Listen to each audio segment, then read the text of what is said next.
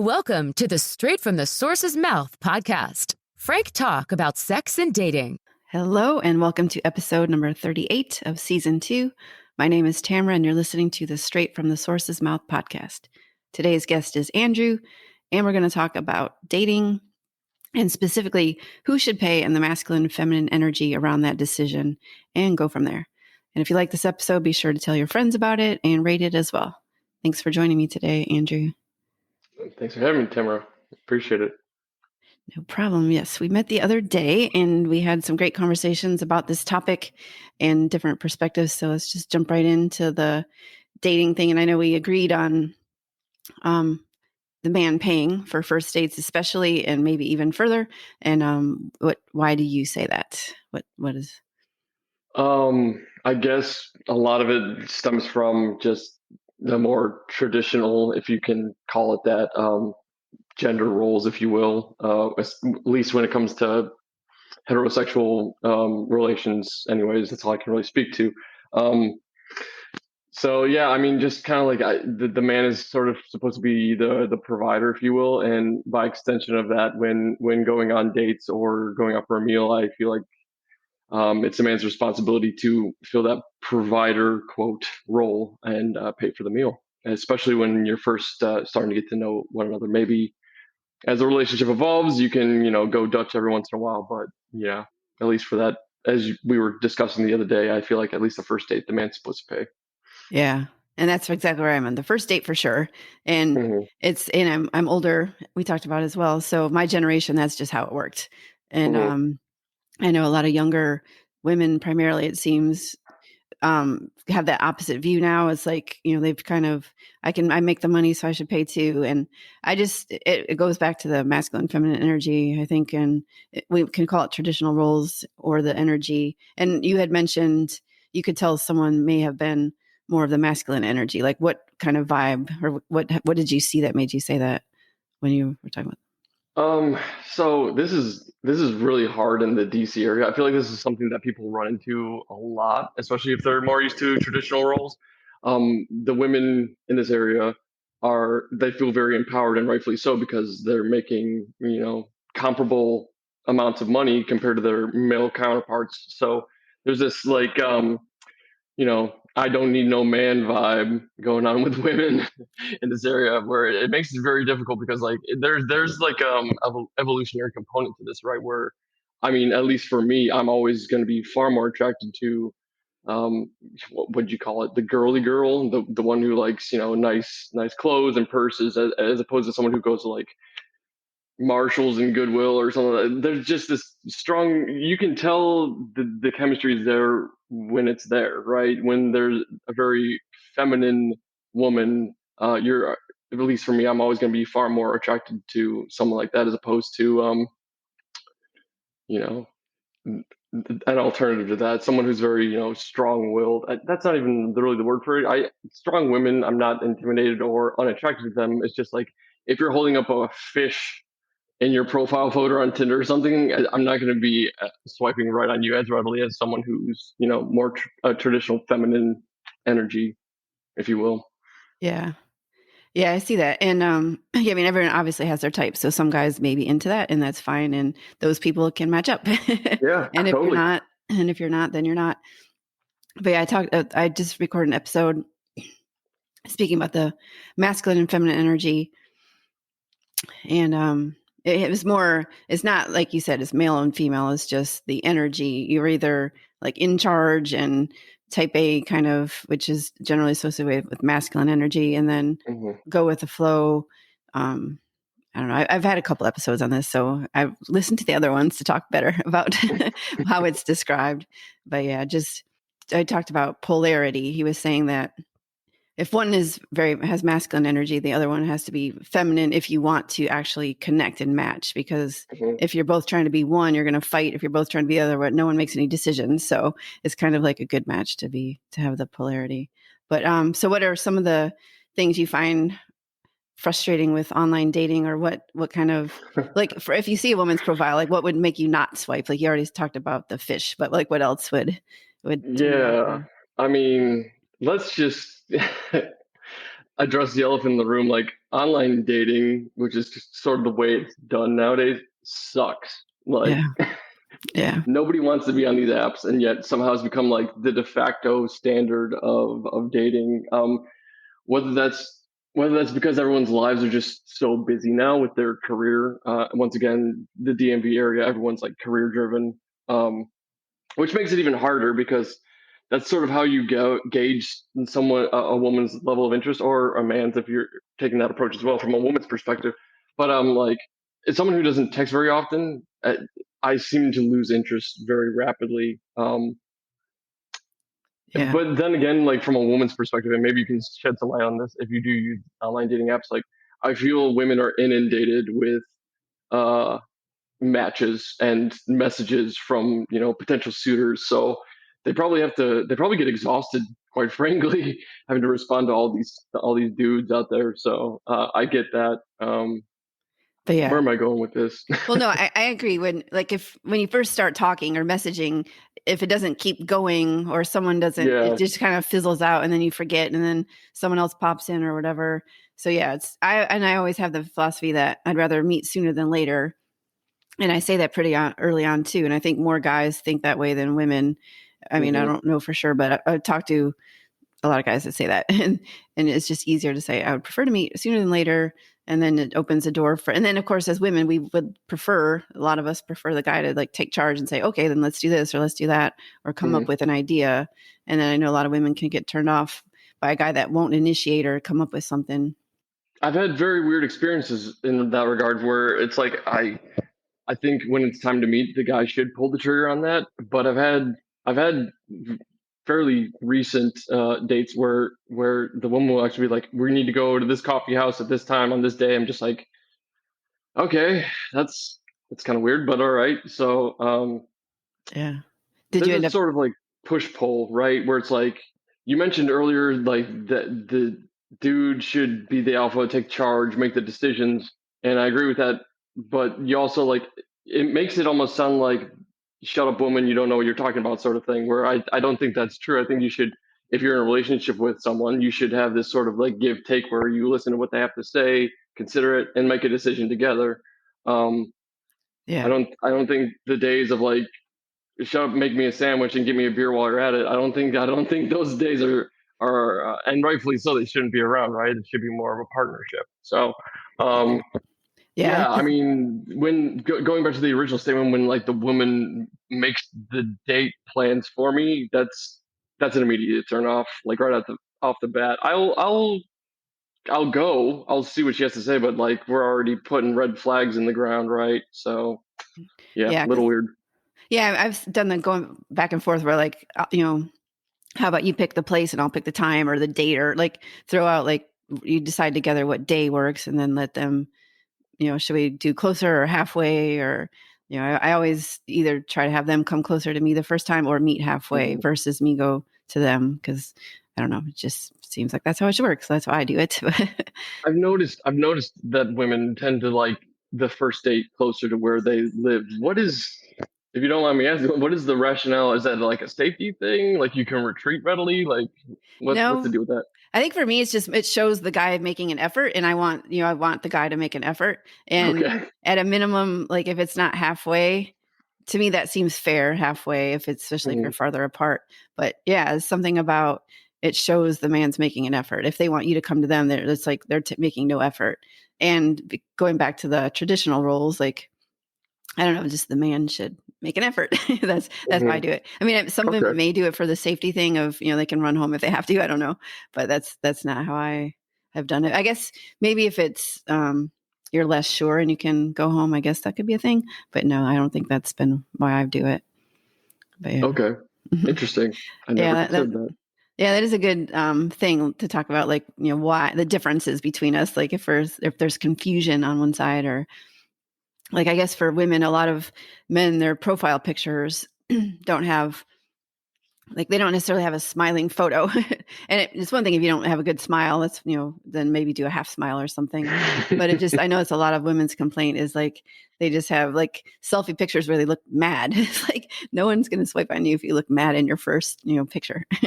Yeah, I think that harkens back to what we're talking about regarding like typical gender roles. I think it's perceived as unmasculine to have emotion Mhm. and therefore smile. Um, I think that's the rationale behind that. I don't know. I'm the type of person that smiles when I'm happy or something funny is going on. So like I'm guilty of this as well, where I don't really think I have a profile photo where I'm smiling in any of them. Yeah. Yeah, and I don't know if that's just because of subconscious gender roles or just nothing's going on that I find amusing at the time.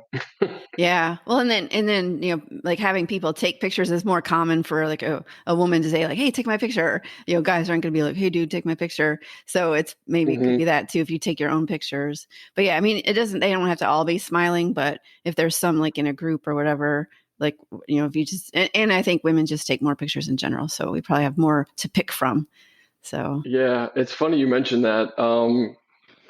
I was recently well, not recently, they've been married for about a year now. So, a good buddy of mine, we were at his bachelor party, and his now wife was having her bachelorette party on the same day, on the same evening. And just the amount of pictures that were taken, the ratio was astronomically off between the two parties. Like they took maybe like 100 photos collectively between all the women, and the dudes at the brewery drinking beers took zero. Like no photos were taken. You would have never known the bachelor party even happened if you weren't there. Like it's yeah. pretty phenomenal that that disparity of a picture taken between men and women. Yeah. Just found that was funny. Yeah, I can see that. And then, just even if you have girlfriends as a guy, have one of them take your picture, you might feel more comfortable. But there are some guys probably that have mostly male friends or, with the COVID and everything, maybe people just lost touch with friends and just kind of have to do their own thing. And that's why in person, like how would you approach someone or how would you want to be approached as a guy, whichever one you want to answer?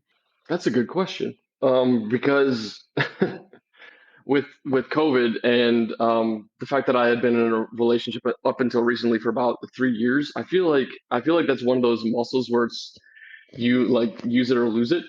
So I'm ashamed to admit that um, my game, as it were, quote unquote, is like significantly lacking. I honestly don't approach women anymore in the sense of like pursuing a romantic relationship or like a one night stand, whatever you're after. Like honestly, it's from the point of like friendship, and then from there, if it evolves, like we're both mutually interested in each other, then like we go from there.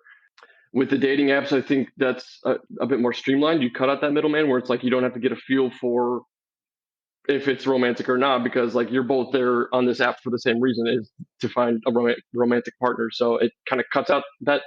But in the real world, which strangely enough I have more success meeting women in the real world than dating apps. I don't anyways. Yeah. Yeah, I would honestly just approach it from like a casual conversation. No sort of I think you get further that way when you don't there's like no expectation in the conversation. Like if you're talking and you hit it off, that seems better to me. When it comes to women approaching me, that's sort of weird. Going back to the whole gender role thing, it's like I feel like the guy should be the initiator, and I feel like most women would agree with that. I feel like a lot of men are clueless when a woman's interested in them, like picking up on the cues of like she's looking this way pretty often. She'll like notice that like you make eye contact, right? She'll look away and then she'll look back. It's probably a good indicator that she's into you. But a lot of guys are just like that. Just comes with experience. Yeah. Yeah. For all the Especially, guys listening there, like take note. yeah, because I know I do that. Like as soon as a guy looks, I like look away because I'm like nervous. But then I look Hmm. back, and then half of them probably think, "Oh, she's not interested because she looked away," and then they never look at you again. But yeah, it's just that nervous when you first like catch eyes. Whereas most people, at least, or in my experience, I like look away nervously and then I look back, like you said. So yeah, I've actually went to this seminar thing years ago, and they basically just said smile and look, make eye contact, and then even like nod your head. So this Hmm. guy at the metro was walking back and forth and like looking at me, and I finally just nodded my head once, and he came right over as soon as I did that because he wanted to know what book I was reading. He was going to ask me a question about it. Yeah. But until I gave him like the little nod. So, and it totally worked, obviously. And then, it's just, and I used to never look at guys. Like I literally used to just never look and assume they weren't looking at me. So obviously that didn't really work real world. So I'm much better on the apps myself, but I've gotten a little better Yeah. in person. That's the thing with meeting people out there in the real world without this is probably why the apps are so popular. Like it already initiates that conversation. You don't have to like there's no sexual tension like, oh, are they looking at me, oh, should I approach them, yada yada, because like there in the real world there's nervousness between both parties, right? The woman's nervous because she might be thinking that the dude's not really into her, and the dude's nervous because he doesn't want to like intrude or bother this woman's life to be like, hey, I think you're cute, let's go on a date sometime. So, and then being rejected is a very terrible feeling, obviously. Yeah. So like in the real world, it seems like there's a lot more complexity, a lot more game playing, Yeah. instead of just swiping right on someone you find attractive on an app. So Yeah. Well, for real world, I heard that. Well, I read a book, I should say. Surrendered Single is a good one for the ladies. And it talks about, just starting up a conversation. But once you're in a conversation or you're with someone that you're interested in, and you could just say, like, oh, I wish guys like you would ask me out. And then that's pretty much like a clue to say, I like you and I wish you would ask me out. But and then it gives the guy the opportunity to just like, okay, she's definitely interested. Let me ask her out. So I shared that line with someone and she got married. So I'm just going to say it works. Like she was not sure. And I finally just said, say this to him.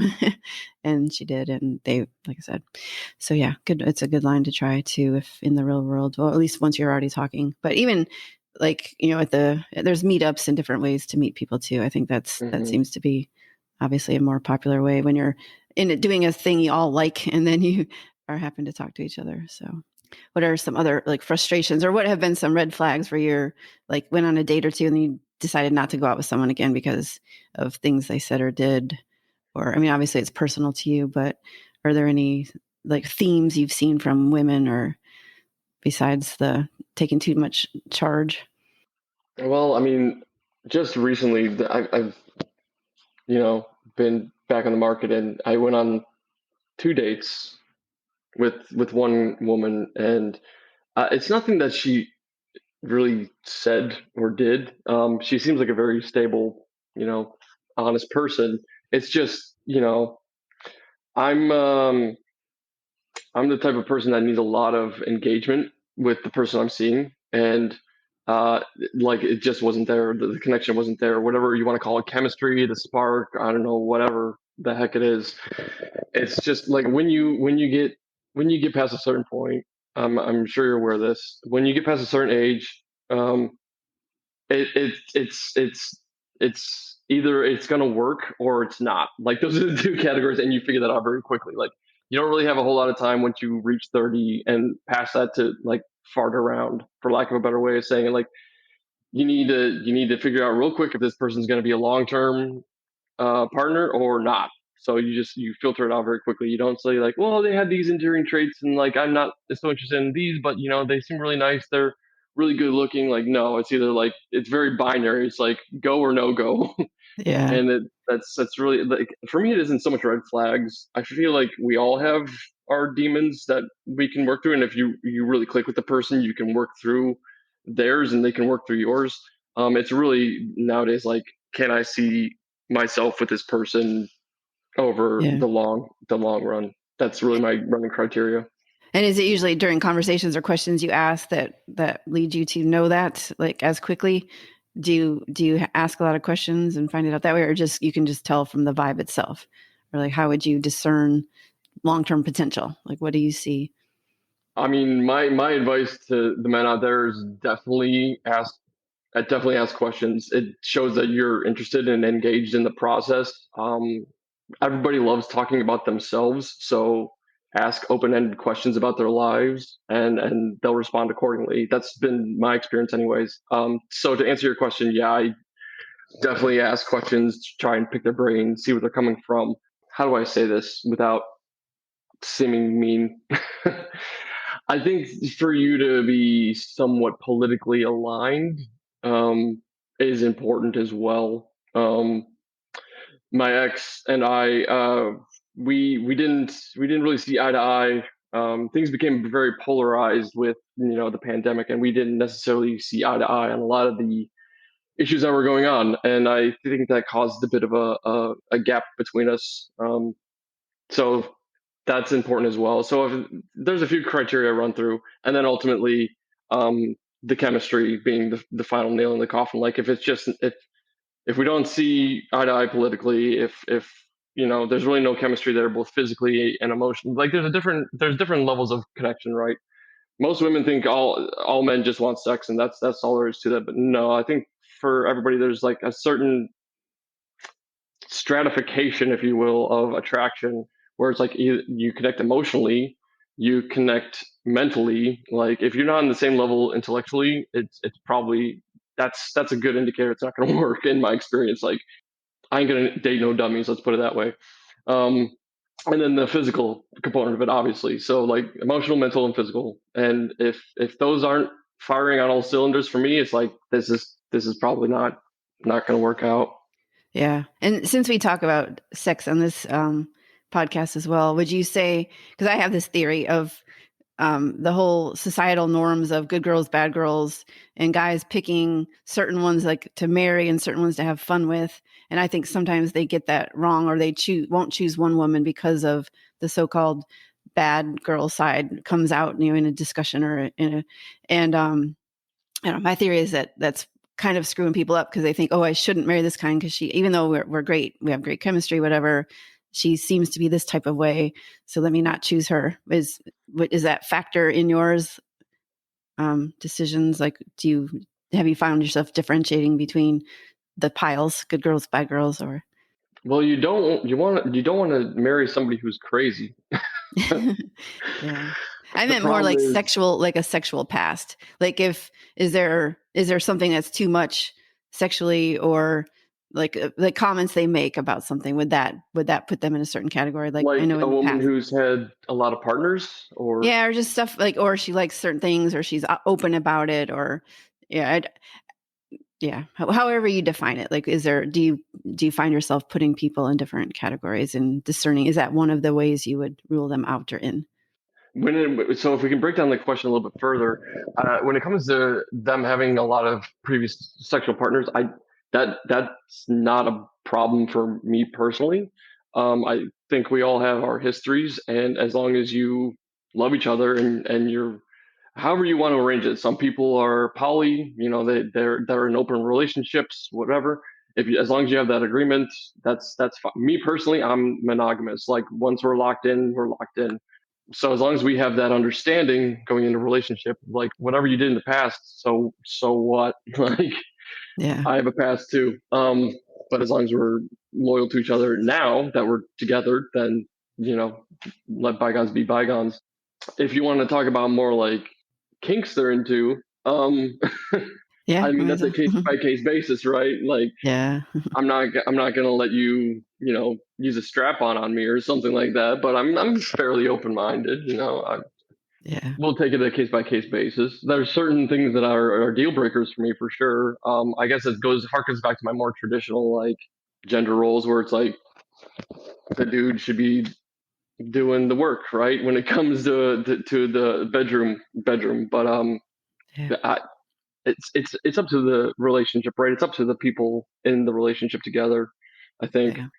And Go ahead. there is no set way, which I try to stress regularly. There, just because society has had it a certain way for a long time doesn't mean that's how it has to continue. So two people, like you said, can decide whatever version they want. They want to be open or not, and see each other, live in different houses, whatever. There's so many different arrangements nowadays that Mhm. just make it work for the couple, and decide how frequently and all the stuff. So Going to the topic of living together or not, I lived with my most recent ex for, like I said, about 3 years, and that's one thing that I was taught is out of this whole thing is like never again will I, never again will I live with another person until like there's an like a set date for getting married on the calendar. Like it's too much work if something goes wrong to decouple your lives. It's too much of a pain in the ass for me.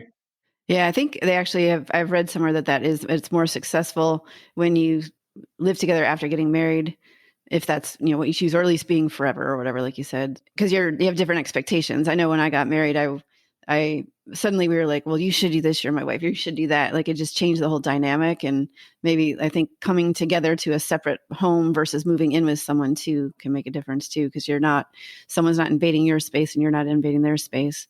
Not that a lot of people can afford that necessarily, but I think that's important too. So yeah.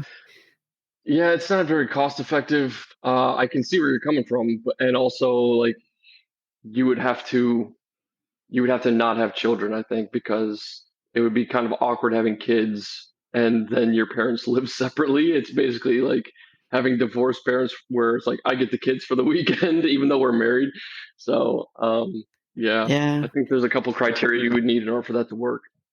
Yeah, I've just heard of like someone having like one of the people having a separate place where they could get away on the weekends if they wanted to or stuff like that. Just like people that like their space, But yeah, all right. Well, we are getting towards the end. I just wanted to see if there's any like final comments or anything you want to reiterate or knowledge you'd like to impart.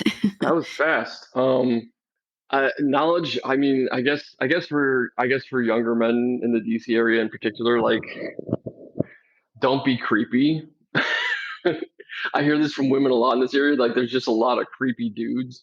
I think your success rate would go up astronomically if you were upfront with what your expectations are, but you didn't do it in a creepo way, and the odds are in your favor because like I think the ratio of like men and women in this area is like 2-to-1 or something like that. Maybe it's higher than that. I don't know, but yeah. I mean, to separate yourself from the pack, just don't be a weirdo, honestly, and that comes with time and experience, I think. Well, and what would they do that's creepy? Like some guys might not even know like what they're doing is creepy. Like what would you say, or what have women told you that has been creepy? Like trying too hard, talking about sex too early, or like what would you say is the creepy part? They've just shown me like text messages for their dating apps and whatnot. I don't have a clear example, but just in general, like say more than hi in your first message. Like see something, because most women, here's the problem with that, they don't read the profile of the woman and get like questions to respond or ask from that. Read the damn profile, dude, and then try to find something that they will engage with from that. Don't just be like, hi, mouth breathing noises, and then just like leave it at that. Just don't be a weirdo. I don't know. Yeah, make the woman do all the work Yeah, she's just like pulling teeth over here. But on the flip side of that, women do that too, right? I've had women where I'm being very engaging, I'm asking questions, and they'll give me like one word responses. So this is what I don't understand, and maybe you can help me out. Like, if you match on a dating app and you don't say anything, what are you doing? Like, why are you on the app? People who do one word responses or none at all. I don't get it. Why even there? Yeah. Well, I think sometimes like you're in it and then you meet someone, so you're seeing where it goes. And so then you kind of don't really respond as much to the other ones. So it's more of a timing thing than a personal thing with some of that. But yeah, I've talked about this before on Bumble. When you first match with someone, because the women have to take charge in that app, or at least start it. As soon as you swipe right, it'll pop up like saying, send him a message. And then like, I got freaked out at first, like, oh, I don't know what to say. So I just didn't say anything at first. And then I realized like, oh, like that's the time you can say something. Otherwise you might lose them. So, and I've heard other women say the same thing, but it literally pops up the second you match. So you've matched. So yeah, like with experience, they like, okay, let me say something. And I might not say much. I might just say, hello, how are you? And then I know the guy can start the conversation, but then I will engage. But yeah, there's definitely a timing thing or if you're just not checking it. But yeah, it can be frustrating when you're like pulling teeth and then you just give up, or you say a lot and they don't respond much, like you said. That's really hard. That's really hard to do in that situation, because like it would almost prefer that they didn't respond at all, because then you could just brush them off. But then it's like you're trying to see if there's something there. You're like trying to coax them in to say more than 2 words. Yeah, it's difficult in those scenarios. Yeah. All right. Well, I guess in dating can be hard, but it's also about your attitude. So if you think it's hard, if you think it sucks, it's going to suck. So have an attitude that where it'll be awesome, and that it'll start changing for you. So I think, and then just, there's obviously differences between men and women. Like you said, men don't necessarily read the profiles, and we can get mad about it. We can just understand it. Like they're probably not going to read it. So just ask them a question and get started, or have a really short bio. I actually changed my profile years ago and just said, I know you guys don't really read this anyways. I'm an attractive woman, like hit me up. And so, some people responded to that. I read it and, or whatever, but so read just the damn profile. Read it. Yeah. Guys read it, and women just understand that probably they haven't. And if they didn't, don't get mad at them. It's just the guy thing. So understand we're different. But all right. Well, thank you very much for being on. It was fun having you and trying to shed some light on the dating scene online and in person. So thank you very much. Thanks for having me. Talk to you later. All right. Thanks. And if you liked the episode, be sure to tell your friends about it and rate it. Thank you. Frank Talk, sex and dating education.